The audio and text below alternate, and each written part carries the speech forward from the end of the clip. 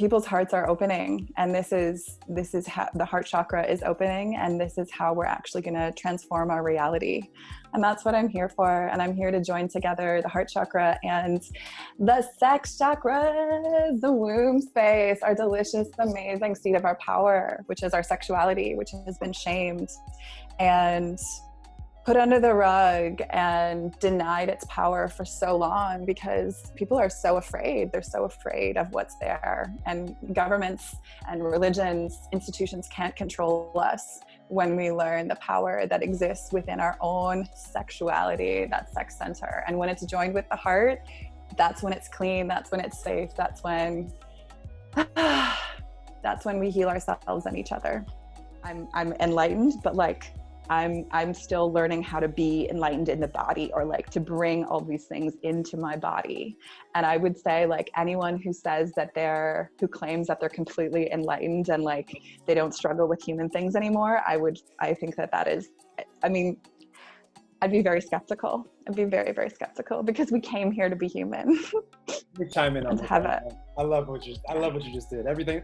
So here's the cool thing about energy. Like, when you're tuned into it and when you allow yourself to be super present on it, I'm not saying this to you, Amy, and I'm just saying this to the audience just in general. And just a reminder, it's just my favorite thing to know about life, because we are physical, but we have this non-physical energy that we allow it to, like the frequency, if we allow the momentum to kick in and to raise, like what Amy Ann just showed you when she pointed the camera down and like she's shaking, and like, so I could feel her energy the whole time, like rise. I could immediately like spark my energy, because I'm so present to Amy Ann that I could feel all of this. And this is something like for guys out there, one thing I was always fascinated about with you guys, with you ladies out there, Amy Ann, was just when it comes to like male-female connection, like when you were in a sexual experience, how I always thought that, well, it's so cool that a woman can reach orgasm in these higher frequencies and can continue on with the sexual experience. I was like, that's awesome. In my mind, at that point, I thought guys, like once we orgasm, like that was the end of it for us. We had to like take a break. And I know you weren't talking specifically about sexual stuff when you were describing, but it all plays a part. It does, yeah. But my point is, when you discover that energy, like if we just don't get in its way and we allow momentum to carry us, like now as a guy, like, you know, that has continued to evolve, I can feel energy the whole time, and I can do the same thing that Amy Ann just did, where she was shaking and like the orgasmic feeling. Like that is a common practice for me. We could probably right now we could both have an energy orgasm, and like I could fully, if I let go, like I have so much energy running through me right now. Like these practices of getting really present to your body, and I mean the practices that I do of clearing the energetic blocks through my different chakras, through my central nervous system, through my different energy bodies, they've allowed me to be this purer channel for energy to move through, and also for like every cell on my body to become a clitoris, basically. Like I could literally have an orgasm by touching, like just being so present to my one finger touching my other finger. So yeah. You're so what? So you're so much fun. So everything can be an orgasm. The entire universe is basically a big, gigantic, explosive orgasm. And that's what Tantra is. I love see, here's what I know about life, and this is for everybody out there. I'm so excited for all of you, because life, there's universal laws, and then everything else is possibility. And if we're open to things coming into our awareness that a second before wasn't a part of our awareness, like we were unconscious of it, and now all of a sudden we're aware of it, now there's a new possibility for anybody to choose to embark on a journey of curiosity, and just to maybe see if that's an area of life that is wanting to evolve. And this is just a lifetime journey. Like none of us will ever know all the secrets of the universe in this one lifetime. It's not necessary. If you're attracted to watching a podcast like this, listen to this, and now some new things are probably coming into your awareness. Like, I've never heard or seen anything like that, but now it's part of your awareness. So now it's possibility. And one thing I've learned is I never shut off or think that I know more than possibility, because now you're just limiting yourself as far as all the things in this. They're little cookie crumbs. They're little cookie crumbs that you're putting back together into this bigger cookie picture of possibility in the universe. Yeah. Wow, this is an awesome conversation so far. I love this. So much fun. It's a rebirthing of that immediate connection with source, that personal lived connection of source flowing through you, and bringing more love and more light to the planet. I love it. What you just described, we really think about it, it's like a microcosm, or just like of what we're all experiencing in humanity, but also individually, like what I described coming as the non-physical, or from the non-physical to the physical, as the unconditional loving little baby, and knowing who we truly are, and then from a lot of us forgetting, and then the death of our identities that we create as far as comparison and separation and am I enough, and then that dying and being able to have a rebirth, knowing who we truly are. And then that, in my opinion, is when life really begins, because now we know who we are. Then it just becomes a question of what am I excited about doing while I'm here in this physical body? Like, what do I want to create?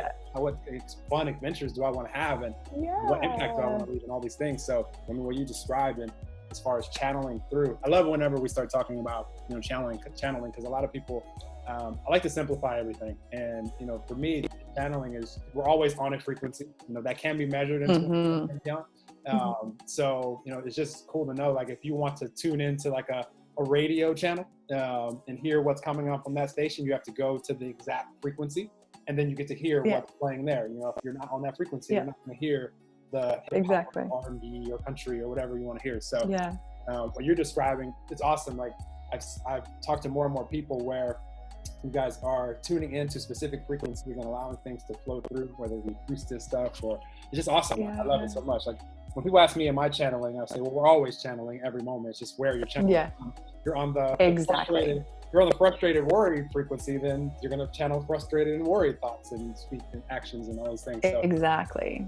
It's awesome. For me, I just say I'm channeling from all that is, and I'm really enjoying. I really enjoy letting the frequency like go where it wants to go, because a lot of stuff comes through where it's like I'm not thinking about anything. Like, people ask me, "Are you you do these live conversations?" I'm not thinking about anything. I'm just you're in the flow. I'm just in a really good mood. I'm just letting it flow through whatever flows through. So that's awesome. I love how you describe that. Be the witness, or notice if something happened, if it got expansive or tingly, or if you had a vision all of a sudden of colors or shapes or images, or all of a sudden you feel a little more connected. Just notice. Be the witness. That's one of the key principles of Tantra, is being the witness to sensation, to physical sensation, and not judging. So Noel, what did you feel when I sent those frequencies through the ether to you? Happy you asked. I was going to share this with you anyways, but I'm happy to share. Yay. Because your energy, your frequency is closest to mine right now, because we're like on video. There's no other human around here. So I could immediately feel the raise in your frequency. Like, this is probably my favorite part of life, just to be able to feel another human's frequency raise, because I allow mine to raise as well. And like you mentioned, like we create something together that is, it's just something that we're creating because of both of our frequencies combined. So I felt that as you were doing that, and it just made me immediately, the images that went into my mind was, it's so much fun being like human and just being aware of these things that we're sharing. It's so much fun to play with other awesome humans like Amy. Like, it's just so much fun. So this play. Yes. I use words like play and fun more than I think any other words, because it's what I care about the most. Me too. I love play so much.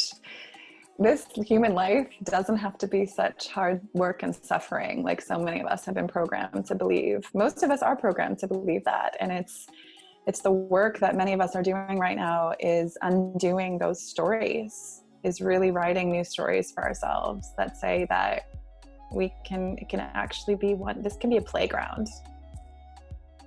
Everything. And this hard, go ahead. No, I don't want to stop you. Go ahead, keep going. No, even the like hard work of saving the planet can be with ease and in flow, and with that orgasmic, open-hearted expression.